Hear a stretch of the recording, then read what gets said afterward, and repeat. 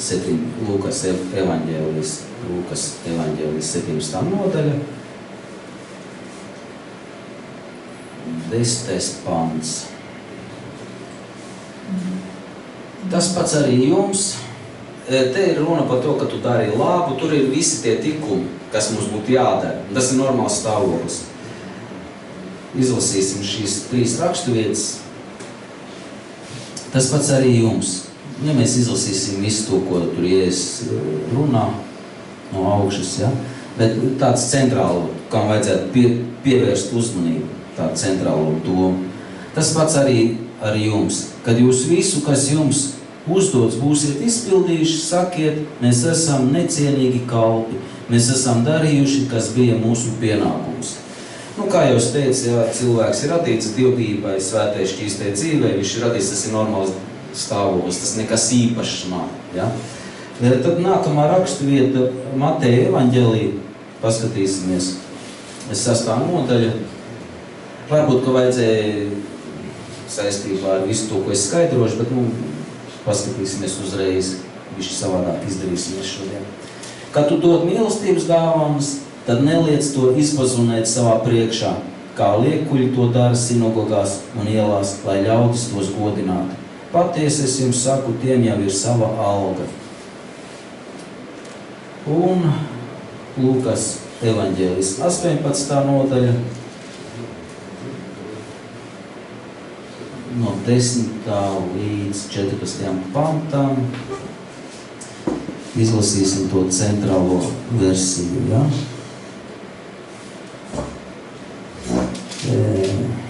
Mēs zinām, ja tur 2 gāja Dievu lūgt, 2 cilvēki Dievnamā. Un 11. pantā farizējs nostājās un lūdz pie sevis Dievu lūdz. Tā kā mēs visi parasti pie sevis lūdzam Dievu.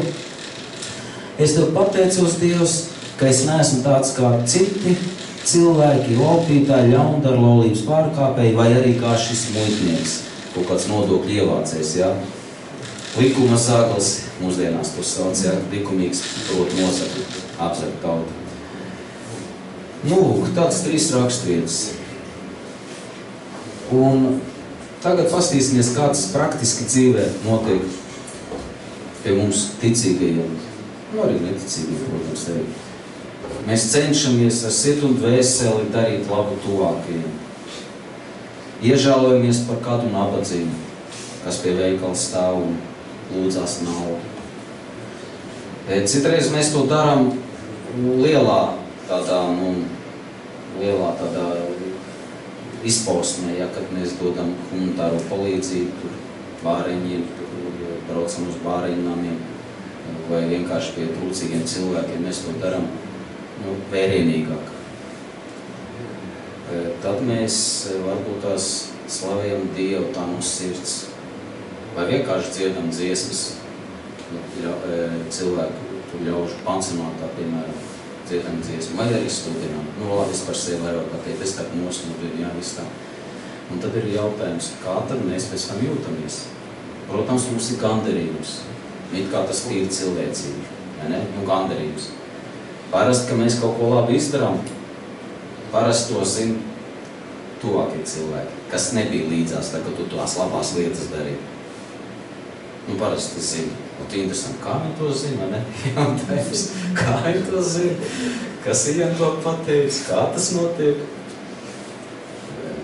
Varbūt tās tu ar savu labo noskaņojumu tur tā kaut kādas rīcības darīji un visi uzmanē, jā, laikam kaut ko labi ir izdarījis, vai kāds labs noskaņojums, vai tomēr tu pateici.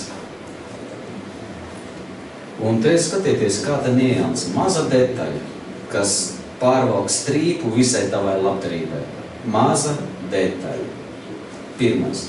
Labs noskaņojums, un ja ir labs noskaņojums, tu loģiski tuvākajiem pastāsti, ja, kad šodien labu darbu izdarīji, ļaužu pansionātā tu nodziedāji, vai es nosludināju tā, kad visi palika dziļās pārdomās, ja, un liekas cilvēcīgi, kas tad tur ir? Nekas tāds īpaši, ja, bet Dievs saka, ja tu izpazunē, parādi to, kādā veidā mēs varam izpazunēt to labo darbu, ko darījām, kaut vai ar labo noskaņojumu. Tu visu laiku smaidi, pirms tam tu nesmaidīji, tad tu esi tāds tā kā uzpumpēts emocionāli, tāds labs noskaņojums. Vai pateikt čaulieku reizi kādam, ja? Kas tas tāds ir? Tas ir tieši tas, ka tu novelc strīpu tam, ko tu darīji. Dievu priekšā. Algu tu nesaņemsi, jo tu zīmējies ar to, tu parādi to. Lai gan Lukas evaņģēlijā mēs lasījām, ka tev vajadzēja teikt, tas bija tas, kas bija jādara. Ja, tā ir tā pozīcija, ko svēties saka, ja, ka tas nekas nav, jo man vispār pēc manas elebrēts, ja, kādai pazemībai jābūt. Tas nekas tāds nav. Priekš mums, tā ka mēs sajūtamies labā noskaņojumā, tas, ka mēs kādam papļāpājam, pastāstam, un tev ir tāds iekšējs pacēlums, mēs ar to kaut kādā veidā darām tā, ka cilvēki to redz tev pacēlumu.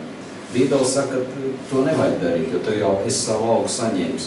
Liekas kaut kāds vājprāts, ja? Tā, kristīgi liekas vājprāts. Kas tad tur briesmīgs? Es labu darbu izdarīju, par ko man vēdāties tagad? Dievu acīs.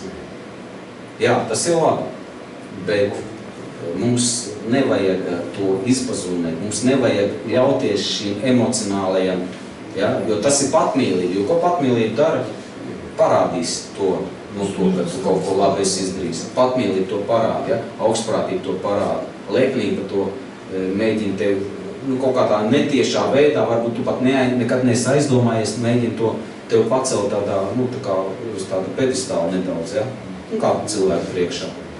Kāpēc tev labs noskaņams, es šodien tādu darbu izdarījām, jā, mēs tur gājām, braucām, un mēs tur devām humanitāro palīdzību, tur dziedājām, lai sludinājām vienalga katrs, kas ko darīja. Tur vienām nabagam es sadūšojos, un iedevu nevis 1 eiro, bet es iedevu 10, ja, un tu tāds pacēlums, baigi foršā nojūt, un tu tā kā nevainīgi, tā kā garām ejot. Zini, vispār baigi foršā sajūta, ka tu palīdzi kādam nozīmēt, baigi foršā sajūta, un tu tā kā nevainīgi, zini, tā. Patiesībā tu jau algu esi zaudējis. Tas ir tavā priekšā jādara, Dieva priekšā, ja? Dieva priekšā tas ir jādara. Tāpat kā gavēnis, arī tā kā mēs gavējam, mēs zinām, ka nevajag ar tu plātīties. Bet mēs parasti, atvaino, viņš šodien gavēnis, es nevišu. Kāpēc tu nevar gavēt tā, ka vispār neviens nepamāna? Kāpēc tu to nevar izdarīt? Kas tāds, kas tev traucē? Un tu tā kā īpaši neaizdomājoties, tā netieši, tu tomēr, izpļaupājies. Jā, un tu saņēmi līdzjūtību, saņēmi atbalstu. Taču tomēr tas ir varoņdarbs, ja, kristīgais. Tu izpļāpājies. Cita lieta, ja tu pasaki par gavējumu, un tu sāc runāt un liecināt un pārliecināt cilvēku, tas ir savādāk. Tāpat arī par labdarības lietām, ja. Tāpat arī par pazemību, labestību, godīgumu, ja, jo cilvēciski mūsu grēcīgai dabai šīs lietas ir nedabīgi. Jo tagad ir vairāk mantu, kā tik raust sev, vairāk raust, ja, sev. Cilvēcīgi, grēcīgā izteiksme tas ir nedabīgi, tāpēc, kad, miesa tev komandē, labi paēst, saldumiņi, tur, gaļiņu uzēst, ja, un tā tālāk. It kā liekas cilvēcīgi, kas tad tur, kas tad tas, nekas nav, ja. Atceramies, kā Kronštāds Jānim bija. Viņš tur apēda vienu pulciņu, liekas, kas tad bija? Bija izsalkums, zin kā izsalkumā ieiet veikalā, lielveikalā, pamēģini ieiet lielveikalā izsalkumā. Kas notiek, ja? Kādi brīnumi pārdabīgi, tev nauda parādās, iepirkuma grosts tāds piepildīts pēkšņi, ja? Kaut gan tu gāji olas tikai nopirkt, ja? Kas notiek? Un liekas cilvēcīgi, kas tad tur ir? Un Kronštāds Jānim bija, varbūt ne tāda situācija, bet viņam bija tā, ka viņš apēd vienu bulciņu, viņš ļoti pārdzīvot par bulciņu pārdzīvot. Es noteikti nepārdzīvotu, tāpēc, ka es pagātnē kā ēdu, es plats torti nopērku un pats apēd, ka neviens neredz. Jā, kādreiz. Viņš pa kaut kādu nieku bulciņu pārdzīvoja. Ja es ar vienu bulciņu apēstu, es jau justos, kāds svēts, jā, dievbīgs. Bet par ko iet runa? Runa ir tieši par to, ka mūsu patmīlība bieži vien mēģina kaut kādā veidā sevi pasvītrot, kaut kā izcelt, tādā labākā gaismā. Redz, es šodien bulciņu, piemēram, neapēdu, jā, es jau varu lietas. Es šodien torti neapēdu, kaut gan pirms tam es baigi tur šopēju iekšā uz nebēdu, jā, ar pienu sevišķi. Vai kondensēto pienu, 2 buņģiņas, tas ir minimums, tas ir tās forši iest, jā, ar pienu uzdzēju. Nu kā nu kurām, katram tur ir savas tādas, jā, lietas. Jo tagadējā gaismā, nu, es, piemēram, varu palielīties, varu pateikt, nu, es apēdu, teiksim, vakar kondensēto bunžu vienu, kondensēto pienu, jā. Nu, man jau vajadzētu būt vispār super svētam, zinot, kā es kā pagātnē, jā, tur tos visus saldumus ēdu. Tad jau es tagad vispār esmu baltāks un pūkains par visiem. Ko tas nozīmē? Redz, te ir tāds smalka lieta. Tā, ka mēs darām labu, mēs jau īsti neaizdomājamies, ka patiesībā mēs neko labu nedarām. Ja mēs sākam pļāpāt, ja mēs parādām, ja dzīvojam šajās emocijās iekšā. Jo Dievs saka, ka mums jābūt pāri emocijām, pāri miesiskajām, pāri jābūt veseliskajām. Jo kas savu dzīvību centīsies saglābt, tas to zaudēs. Kas ir dzīvība? Mēs jau parasti emocijās dzīvojam. Mums vajag vienmēr uzpumpēties, jā? Vai nu aiziet uz kā teātru, aiz lielu pasākumu, lai tās emocijas dabūtu, jā? Ko tu mājās sēdēks kā piepi viens pats 4 sienās? Un vīrs arī tāds bubīnīgs, lai televizors skatās. Tā mēs izjām kaut ko, jā? Saprotiet, te ir tas, ka mēs mēģinām šo dzīvību saglabāt. Mēs mēģinām kaut kādā veidā, nu, sevi uzturēt tonusā, bet nepareizi. Tonusā vajag uzturēt, kad tavu dvēseli atpūšās no šīm iekārēm, no tavas patmīlības, kad dvēseli atpūšās. Un tā, kad tu dari labi, tad tev tas nav jāuztver kā varoņdarbs. Tas ir dabīgs stāvoklis, kā mēs lasījām Lūkas evaņģēlijā, 17. nodaļā. Ja? Dabīgs stāvoklis, es esmu necienīgs. Tā, ka jūs visi to būsiet izdarījuši, Dievam paklausījuši, tad sakiet, mēs esam necienīgi kalpi, nekas tur īpaši tāds, ja? Mēs izdarījām tas, kas ir mūsu pienākums, tas ir mūsu dabīgais stāvoklis. Dievs mums ir radījis labiem darbiem visu pirms jau. Dievbijībai. Un liekas, nu kas tad tur tāds ir? Nu kas tad tur ir? Nu labs noskaņojums. Dievs māca dzīvot pēc gara un ne pēc miesas. Pēc gara, ne pēc dvēseles.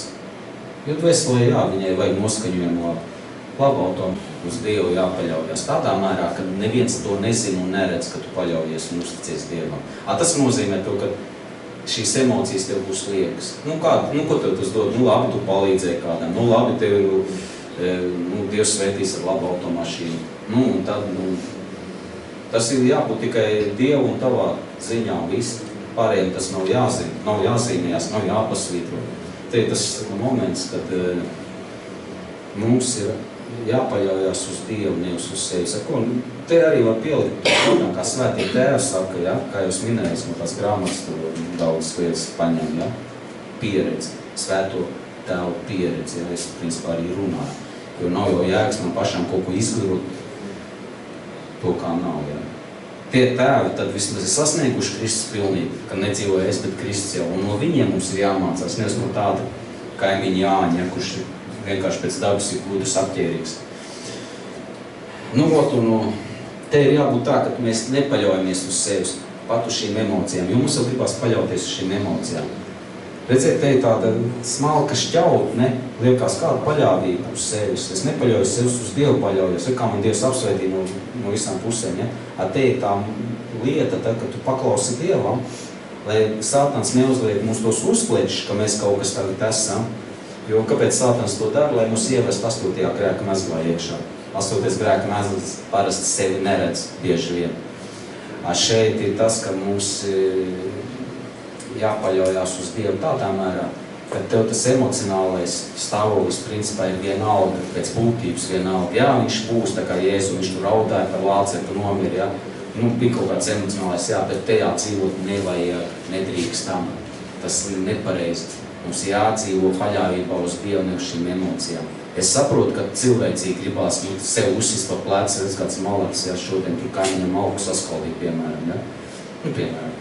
Vai palīdzēja ar kaut ko citu. Es biju pazemīgs, es neatbildēju ar ļaunu, ja ka man pārmetu vai ar ļaunu kaut ko saka, es neatbildēju, biju pazemīgs, ja. To jau nav jāplātās. Un nevajag dzīvot tajā emocionālajā, ka tu kaut ko labi esi izdarījis priekš Dievu. Mēs vispār neko labi priekš Dievu nespējam izdarīt un nevaram nemaz izdarīt. Tāpēc, ka mūsu būtība ir grēcīga. Un te ir tas moments, lai mēs nekad nepaļaujamies tieši šādā veidā, nepaļaujamies uz sevis, tā izpratnē, ka mēs dzīvojam šajās emocijās, varbūt arī pat pozitīvās, bezgrēcīgās, ja tā liekas bezgrēcīgas emocijas, un tas īpaši. Un nestāstiet par saviem labiem darbiem nevienam, pat Dievam nē, tāpēc, ka Dievs jau tā pats zina. Pat Dievam nē. Tā kā tas farizējs. Kā viņš tur Dievam teica, redz, es pateicos tev, Dievs, ka es neesmu tāds jaundars, kā tas muitnieks, ja? Pat lūkšanās tev par to nevajag Dievam pieminēt, kad kaut ko labi izdarīja. Lūkšanās tev vienkārši pieminēt, Dievs apžēlojas par manu kretīnu, par manu grēcinieku, ja? Nu, tā to varētu Dievam lūgt, bet nekādā gadījumā tur neteikt, Dievs, paldies tev par to un to, ja, redz, es neesmu tā kā tas tur, tā kā tas kaimiņš, sevišķi kā Jāniks, es toči neesmu. Saprotu, to nevajag darīt. Pat Dievam nevar stāstīt, ka kur no cilvēkiem, kā mēs parasti darām, ja cilvēkiem izstāstam parasti. jā, izjautarnā. Labi. Turi savu sirdi tīru sajūtās un domās. Jo kādā veidā tad tu vari sevi aizliegt. Ot šeit ir tas moments, kad tu sevi aizliedz. Nevis emocijās dzīvo, kad tev uzpumpē kaut kāds koncerts, vai labs dievkalpojums, vai vienēta superīgi nodziedāja, ja kārtējo reizi. Nu, tu tāds emocionāls tur, vai ne? Nē, aizliedz sevi tās sajūtas. Tā ir tas, kas tev pienāks. Ja tev jāslavē Dievu, tu slavē Dievu visu. Es zinu, ir tas cilvēciskais faktors pareizi. Viena tev zina, kāds ir. Kad gribās tiešām visiem uzsistot plecus, Dievs ir brīnišķīgs un slava Dievam un slavējam skaļi un tā. Viss tas ir pareizi, tas jau nekas nepareizi nav. Tikai nedzīvojam tajā. Dzīvojam uzticīgā un paļāvībā uz Dievu. Neatkarīgi to, tas, kas tev tur emocionāli notiek, ja, tas pacēlums, neatkarīgi no tā. Nu, viņš ir ok, nav problēmas, ja Jēzum arī bija tās emocijas, viņš tur raud, smējās, vai kaut kā smējās, viņš smējās kaut kur, man liekas, tā nesmējās. Es tur interesanti. Ja es smējos kaut kur evaņģēlē, interesanta tēma. Es arī neatceros, ka viņš smējos. Viņš pārdzīvoja, jā, emocionāli, visu tur bija, bet viņš nedzīvoja emocijās. Te jau mēs visu depresijā iekrist, ja mēs emocijās dzīvot, ja. Un kā emocijas izbeidzās, tās priecīgās emocijas, ko visu, tad ejam depresijā, ja. Ejam pelniecībā, nospiestībā, tā kā tā mums kristietība, kā mums tur izpaudīsies, ja. Tā kā te ir runa par to sevis aizliekšanu. Mums jau gribās aizliegt sevi no rupliem pārkāpumiem, bet šeit, emocionālā līmenī, tu var aizliegt sevi, nepriecāties, ka tu labi izdarīji cilvēkam. Tu nosludināji, kādam pastāstīji par Dievu, viņš atgriezās, tu vari būt mierīgs, pazemīgs. Gribās priecāties, uz čeņģeļa debesīs priecājās, vai ne? Priecājās, kāpēc vai ne? Nē, mēs varam priecāties, bet dzīvot tajā nē, mums ir jādzīvo visu laiku grēku nožēlā, uz to Dievs mums ir aicinājis. Jo Dieva valstība tū klāt ir pienākusi. Dzīvot grēku nožēlā. Un sevis aizliekšanā, krusta ņemšanā. Un tā, ka mēs to praktizējām, kur tās emocijas, tad viņām kaut kur jāatkāpjās. Patīk vai nepatīk, viņām ir jāatkāpjās. Līdz ar to jāsaglabā šī pazemība Dievu priekšā, jo pretējā gadījumā, ja mēs nesaglabājam, mums ir grūti paklausīt Dievam. Mēs taču paši labi saprotam un zinām, ja? Tā kā mums gribās justies pārākiem par tuvākiem, tāpēc, ka tu taču, šis ir beigais čalis krūtākais ciematā. Bet tad, kad tu bībeliski redzi, ka pārējie ir Dieva svētie, Dieva eņģeļi, tas nekas, ka viņi grēcīgas dzīvsies, bet kad tu redzi pārējos kā eņģeļus, tad tev ir vieglāk viņiem pakalpot, vieglāk viņiem palīdzēt, vieglāk tiešām varoņdarbus pat izdarīt, vieglāk atdot pat pēdējo, jo tu redzi tie taču Dievu svētie eņģeļi, ja? Tas ir evaņģeliskā pozīcija. Lai tas būtu, tev ir jāredz savu trūkumu, tev ir jāredz sev kā pazuduši, kam ir vajadzīgs Kristus. Bet ja tev Kristus nav vajadzīgs, jo tu jau esi krūtais čals ciematā, pārējie būs sliktie, tu vienmēr atradīsi kā pārmest tuvākajiem, nevis palīdzēt. Un tu izlasīsi evaņģēliju, jāpalīdz, un tas ir vai krūt, un tad tu tā krūtībā, nu labi, ņem pieci. Tad ir krūti, ja. Ja kaimiņš saka, malks vajag sazāģēt, ja, tā kā man arī kunči, nu jā, kunči čau, ja tu skaties, redz, zinu, ka tu neskaties, bet nu labi nav. Viņš saka, palīdz malku sazāģēt, un tad tā kā Ļāviens, kam viņam jāpalīdz, viņam problēma cilvēks it kā, tā varētu padomāt, ja? Bet tad, kad tu redzi viņus kā Dieva eņģeļus, to tu var redzēt tikai tad, kad tu redzi Dieva svētumu priekšā, kad esi mēsla gabals. Dieva svētumu priekšā tikai to var redzēt. Dieva gribas priekšā, kas ir izteikti evaņģēlijā, ja? Tad tikai tu vari sniegt maksimāli bībeliski pareizi palīdzību tuvākajiem. Tas ir tas. Un tad arī izpaužās sevis aizliekšana. Un vēl viens ir tāds moments, kā Jēzus sev aizliedz. Jēzus, viņš ir mums kā piemērs. Ne mans prāts, bet tavs, lai notiek. Un tu vari pateikt visās lietās, tavās dzīves problēmās pateikt, ne mans prāts, bet tavs, lai notiek. Un tu esi pazemīgs, nevis tu cīnies tur, ja? Un tu beidz Dievs glāb, ja? Ir kā Dievs zaudētu kontroli par tevi. Tu pamēģinot, Dievs, lai tavs prāts notiek, nemanējies. Kas tas ir? Totāli nulli tavām emocionālajiem stāvokļiem, tavām sajūtām. Tā ir sirds tīrība un šķīstība. Un tad, kad tas ir, tad tu tā vari pateikt. Pat, ja tev tā nav, tad vienalga tev jāņem piemērs no Jēzus un jāmēģina pateikt, Dievs, tava griba, lai notiek manā dzīvē. Tas nekas, ka es nesaprotu. Es jau runāju par savu darba vidi. Es reāli nesaprotu, kam tas ir vajadzīgs šitā te. Tu esi tā stūrī iedzīts, darba devējs grib, lai tu neslimo, tepat laikā ir apstākļi tādi, ja, šausmīgi, kaut kā tā dīvaini. Ir lietas, kuras mēs nesaprotam, bet te ir jāpaļaujas uz Dievu. Visā jāpaļaujas uz Dievu. Zin kā, Jānis Zeltenētis saka tā, viņš tur tulkoja daži tos parādīja, kā parasti saprast pareizi tekstus no jaunās derības. Viņš saka tā, ka svētajiem Dieva likums, kā tur bija, svētajiem Dieva likums nedarbojās, ja? Un daudz cilvēki izprot šo raksturvietu nepareizi. Tad nepateikšu precīzi, kur tas bija kaut kur vēstulēs, ja? Viņi saka, redz, bauslība nav aktuāli, tas vairs nav svētiem aktuāli. Mēs vairs nedzīvojam pēc bauslības. Zin, kā mēs uzreiz tā? Mēs jau nedzīvojam pēc bauslības. Ko tu tikai grēkos? Bet tā raksturvieta nozīmē tieši to, tad, kad tu dzīvo jau dievbijīgi. Kā bauslība tev neietekmē. Dievu likumu tev vairs neietekmē. Tāpēc, ka tu jau dzīvo tajā. Un tas ir pāri tā bauslībai. Saprot, tur ir tā toma. Un viņš rāda piemēru, tādu interesantu. Piemēram, ir 3 no Dieva dotas varas, 3. Pirmā bija sieva paklaus vīram, kurš nesagrēkoja, tā kā sieva, bez tam tikai sagrēkoja Ādamam.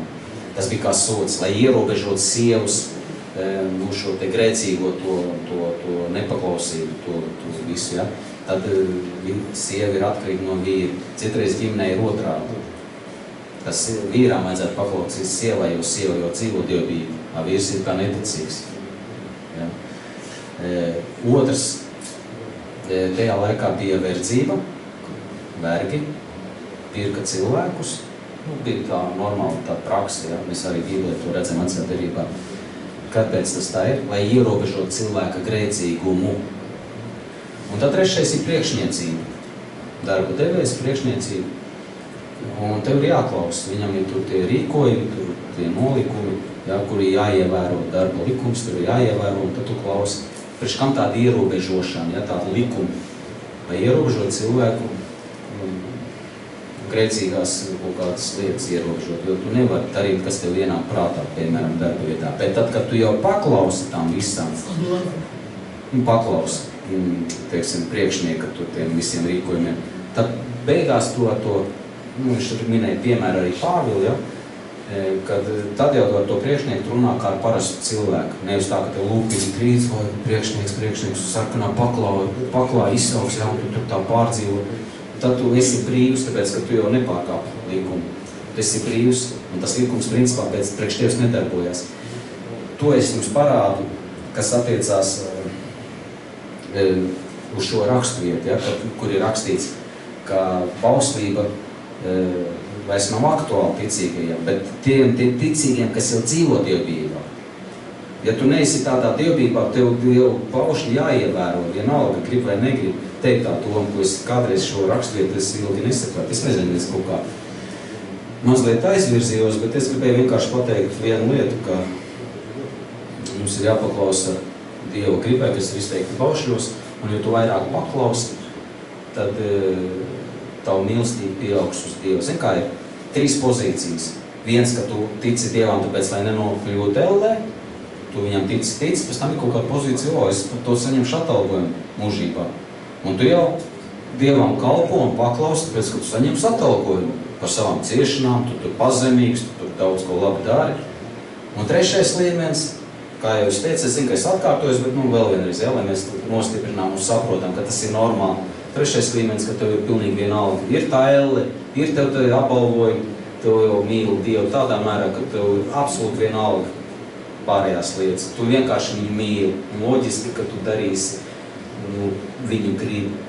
Nevis piespiesti, ka tev, lai tikai ellē nenokļūtu, vai arī, lai saņemtu atalgojumu. Tu vienkārši mīlies Dievu tādā vietā, tā mīlestība pieaug ticīgo cilvēku dzīvē. Tu vienkārši mīli Dievu neatkarīgi. Ir tur problēmas, ir tur ciešanas, tur vēl kaut kādas nebūšanas. Ja? Tu vienkārši mīlies Dievu, pat tad, ja tev sanāk ciest tajā vidē, kur tu dzīvo. Vienalga no kolēģiem, vai no kaimiņiem, vai ar ģimenēm. Bet tas nenotiek uzreiz, tev tāpat būs sākumā jāaiziet 1. posms, ja? Kā parasti cilvēks atgriežas, es negribu ellē iet uz elli. Viņš vismaz tic Dievam, lai neiet ellē. Pēc tam jau ir 2. posms, un tad jau 3. ka tu vienkārši mīli Dievu bez nosacījuma, jebkādu nosacījumu. Tas ir tas, jā, es bišķi aiztūrēju garām, bet tēma jau bija pat pavisam kas cits, ja, un mēs nedzīvojām šajā emocionālajā atkarībā, jo tā ir savu veidu atkarība, Bībele to pasaka, ja. Tev ir jāsaka, es izdarīju tas, kas mans pienākums bija. Nekas tur liels, tas, ka tu ieliec āliņģī, vai tad, ka tu nopeldējies, vai vienkārši tu tev ir veselīgs dzīvesveids, tu sporto, tu tur ej uz ūdens aerobiku, varbūt krosu skrien. Tas tavs pienākums, lai nedzīvotu kārībās. Aizgāju uz darbu, jā, varonis, Oliena aiziet uz darbu, baigi tur cementu maisu uz krāmē noteikti, jā, muskuļaini paliek, un Liena varētu teikt, bet es jau, kādu darbu, jā, baigi strādāju. Es zinu, ka smieklīgi izklausās, bet ideja ir tāda, ka vienkārši mums ir jābūt no šī emocionālā pacēluma. Jā, viņas ir, bet viņš aizies prom, un tā vajadzētu būt. Un Vineta noteikti piekritīs tā, ne? Tā skatās, viņa saka, jā, Sandri, runā, jā. Tā, tas ir attiecās gan uz gavēņiem, gan uz ēšanu, jā, ka gaļu nevajag, pa gaļu, jā, reiz atzīvēs, gaļu nevajag, protams, tas nav ēdiens. Var ēst, jā, ka tev galīgi krīzes situācija varbūt ēst, jā, bet, Vineta noteikti nevedīs. Un es arī centīšos neēst, es ņem vērā gudrus padomus. Kas tur vēl ir, ēšanas kultūra, var sakot, ir jāizmaina. Ja, tas nekas īpašs nav, tev jau nav jālielās, es tādu saldumus neēdu, es tādu gaļu neēdu, tev nav jālielās. Tā ir parasta lieta, evaņģēliska lieta. Dzīvot šķīstībā, tā ir parasta evaņģēliska lieta, tas nekas īpašs. Mēs taču vēl izlasījām 17. nodaļā, ja? Nekas īpašs. Un ko tev tas dod, ja tev ir darbi, varbūt dievbijības darbi, ja tu kladzini visiem? Principā tu visu zaudēji, gan atalgojumu, gan arī Dieva labvēlību uz sevis. Ir kā tev darbi, ir tā kā fariziem, jā, viņi jau arī tur humanitāro Dievu, tur lūkšanas bija, jā, palīdzēja, kā varēja. Varbūt kāds mācītājs tur ar to lielo cepuru kādā malku varbūt saskaldīja, un tad. Un Dievs, ko viņiem pateica? Jūsu gals ir elle, ja? Jūs suļojat uz elle. Kāpēc? Jau nebija sevs aizliekšana. Liepnība, ja? Bija tāda, kas apžildināja viņus tik ļoti, ka viņi neredzēja vispār savas veselas vainas. Viņi redzēja, ka citi vainīgi. Viņi tā redzēja, ka Jēzus ir vainīgs, lai gan viņš bija svēts pēc būtības, ka viņi piesīt krustā, ja, farizēji. Unikāli, vai ne? Tev neko tas nedod, vēl jau vairāk, ja mēs dzīvojam iekārēs, ja, tas principā mūs ved uz elli. Pat ja tu esi ticīgs, bet dzīvo iekārēs, ja, nav sevs aizliekšana. Un tātad ir vēl tādi padomi. ko svētie saka, ja, kas ir Kristus pilnību sasnieguši. Tur ir 3 padomi. Kāpēc man 4 4 varbūt labi. 4 padomi. Nobeigumā, ja, īsti. Tātad nekad nepaļaujies uz sevi, tas ir tas, ko es teicu, jau nav emocionālo. Ir tev tās emocijas, jā, priecājies, jā, bet centies īpaši neplātīties ar to, ka tev labs noskaņojums. Ir tev labs, kas īpaši, jā. Bet paļauties uz Dievu vairāk. Nepaļauties sevi, nenozīmē tikai to, ka to saviem spēkiem visu kaut ko dari, jā. Bieži vien Dievs saka, dari to, jā, izpaud savu gribu spēku, un Dievs līdzdarbojās, jā. Ja mēs paņemam to pantu, ka izraujam no visa konteksta to pantu, ka bez manis jūs nespējat nenieka, tad tas nozīmē vispār super, ja? Sēž divanā, kas ir vērtē, skatos televizoru. Jo bez Dieva tu tāpat neko nevar izdarīt. Ko es tur iešu iespringt? Es sēdēšu labāk divānā, čipšus uzgrauzīšu, ja? Tas ir tā, ka tu izrauj no konteksta. Tāpēc ir pašam jādara, jāpaklausa Dievam, un tad Dievs līdzdarbojās. Jo, ja tas tā nebūtu, tad priekš kam Dievam dot baušas, ja tu bez viņa tāpat neko nevar izdarīt? Priekš kam? Ja tu gaidi visu laiku, tev Dievs pendeli uzdos, ja, lai tikai tu neietu grēcīgā, tajā grēkā, tajā dzīvesveidā. Mūsdienu kristietībā tā diemžēl ir, ja, ka viņi gaida Dievu vadību nepārtraukti.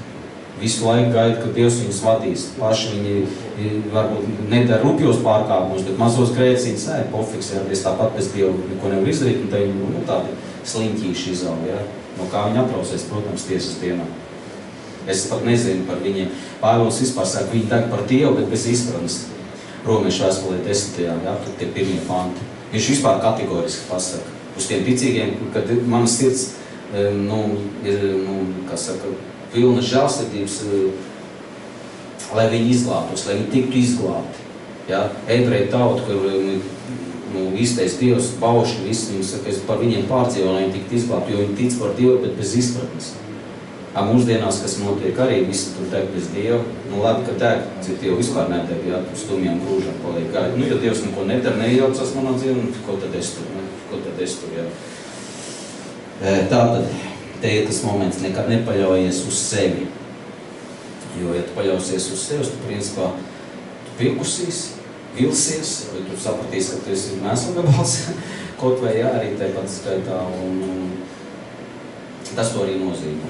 Labi, tur ir diezgan daudz tajā visām, bet vēl viens punkts. Pretēji loģiski, ja vienmēr paļaujies uz Dievu, un uzdrīksties paļauties uz Dievu. Lai gan esi cienīgs, lai gan tu nesi cienīgs, uzdrīksties uz Dievu. Tad, kad tu Dievam paklausi, tad tu centies uzdrīkstēties, lūdz Dievam palīdzību. Lai nav tā, ka tu pats tikai visu dari, jā, un tu nelūdz. Jo kur tad veidojās tās attiecības? Tad, kad tu vairs nepaļaujies uz sevis tik ļoti, jā, ka tu mēģini paklausīt Dievam, un tu saproti, ka tu netiec galā, jā, un tur veidojas attiecības. Un tur veidojas tas, ka tu paļaujies vairāk uz Dievu. Tas nenozīmē to, ka tagad sēdēs dīvānā un kas iesvēdē, kā es tie iepriekš teicu, jā, tas to noteikti nenozīmē. Te ir tā smalkā robeža, jā, lai nav galība gan vienā, gan otrā pusē. Viena galība, tā kā tu tikai paļaujies uz Dievu, un otra galība, ka tu paļaujies tikai uz sevis. Saprot, te ir tā robeža jāierauga un jāizprot, bet to var izprast ar visu to kontekstu, kur mēs te runājam bieži vien katrā svētdienā. Un tad trešais, vienmēr paklaus Dievu, ja? Tas nozīmē cīnies. Viņi miksējās tā kā savā starpā, ja, tiem punkti. Jo paklausīt Dievam, tā vienmēr būs cīņa ar iekāriem, ar grēku, ar sevi. Ar šo emocionālo, protams, būs cīņa, ja, jo emocijas liek ārā, ka tikai, labi, viena lieta, ka viņas izlec ārā, bet cita lieta nedzīvo tajā. Tas ir vienkārši tavs pienākums paklausīt Dievam, nekas īpaši tur nav, tu tur palīdz tuvākiem un tā tālāk. Un tad 4. vienmēr lūdz Dievu, te viss miksējās, te viss kopumā, bet te ir iedalīts, vienkārši es tur skatījos, tie svētie to iedala atsevišķi šos 4 punktus, ja. Vienmēr lūdz Dievu par ko? Tieši par šiem pirmiem 3, ko es minēju, nekad nepaļauties, vienmēr paļaujies uz Dievu, uzdrīksties, vai gan esi cienīgs, 3. vienmēr paļaujies, vienmēr cīnies, vienmēr dzīvo grēku nožēlā. Nu, par to arī 4. punkts ir lūdzu par visu šo te, vienmēr lūdzu Dievu. Tas nenozīmē, ka mums jākļūst par papugaili, bet tie ir dabīgi, tā, ka mēs dzīvojam šo kristīgo dzīvi, mums vietosies mūšanas dzīvi. Un tur nevajadzēs teikt, galvenais attiecības. Jo tad, kad tu visu šo neievēro, tad mūsu kristīgā vidē bieži vien, mēs dzirdam, gan arī pa kristīgo radio vecos laikos, kad klausījos arī, ja, tad bija vienkārši galvenais attiecības. Un, ko tas nozīmē, to arī pat nepaskaidroja. Un tad beigās sanāk, ka Dievs jau tevi kā čoms, jau tā kā, miesiskā izpratnē, ja, ka viņš ir tev tāds riktīgs čoms jau paliek beigās. Tētukiņš, ja, tā vietā, kur vajadzētu būt pilns bijības Dievu priekšā, kā Jesē, ka viņš ieraudzīja Dievu, ja viņš teica, Dievs, esi man grēciniekam žēlīgs, mans lūgas ir nešķīsts. Ja bijības, tā kā viņš piedzīvoja Dievu riktīgi, viņš teica, Dievs, es esmu gatavs palnos un dubļos sēdēt. Es nezināju, Dievs, tevi nepazinu vēl. Saprot, kāda attieksme svētiem cilvēkiem. Ko Pāvils saka? Es neesmu cienīgs saukties pat par apustuli. Es kā nelaikā dzimušais. Ne es, bet Dieva žēlastība. Svētais Pāvils. Mums jau galvenais attiecības, un tad beigās sanāk tās attiecības, tā kā Dievs būtu cilvēks. Un nekāds bijības. Nu, jā. Līdz ar to nekļūsim arī par papugaļiem, ja, kad mēs visu laiku Dievs, bet lai tas ir dabīgi, tā kā mēs paklausām Dievam, lai tas viss ir dabīgi, šīs attiecības bībeliskās izveidojas, tie ir dabīgi. Un tad, kad tu redzi, ka pārējie ir eņģelīši, tā ir laba zīme, ka tu esi uz pareizā ceļa. Un tad arī lūkšanas būs atbilstoši, ja, ka teiks, Dievs, es neesmu cienīgs, bet nu palīdz šim kaimiņam, piemēram, ja. Pilnas bijības būtu lūkšanas. Labi, tas bija īsumā, ko es gribēju pateikt, es atsvētīju.